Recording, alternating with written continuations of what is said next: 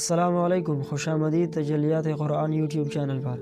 مسلمان بھائیوں، کیا آپ نے کبھی محسوس کیا ہے کہ ہم تلاوت تو روزانہ کرتے ہیں لیکن وہ قلبی سکون اور زندگی میں وہ تبدیلی نہیں آ رہی جس کا وعدہ رب کریم نے کیا ہے؟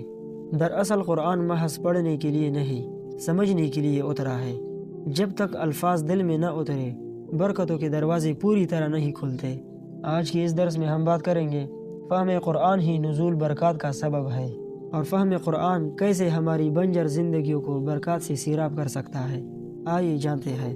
مسلمان بھائیوں، قرآن کہتا ہے وَلَوْ أَنَّهُمْ أَقَامُوا التَّوْرَاةَ وَالْإِنْجِيلَ وَمَا أُنزِلَ إِلَيْهِمْ مِنْ رَبِّهِمْ لَأَكَلُوا مِنْ فَوْقِهِمْ وَمِنْ تَحْتِ أَرْجُلِهِمْ۔ اور اگر یہ لوگ تورات و انجیل اور ان کی جانب جو کچھ اللہ تعالیٰ کی طرف سے نازل فرمایا گیا ہے ان کی پوری پابند رہتے تو یہ لوگ اپنے اوپر اور نیچے سے روزیاں پاتے اور کھاتے۔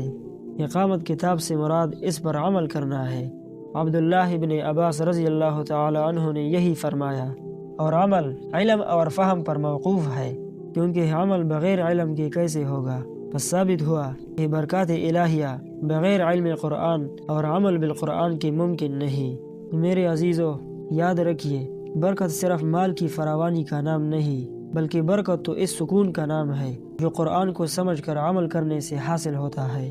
آج سے عہد کرے کہ ہم صرف الفاظ نہیں دہرائیں گے بلکہ اپنے رب کے پیغام کو سمجھنے کی کوشش بھی کریں گے، کیونکہ جب آپ قرآن کو فہم کے ساتھ تام لیتے ہیں تو آسمان سے برکتوں کا نزول آپ کے گھر اور دل دونوں پر ہونا شروع ہو جاتا ہے۔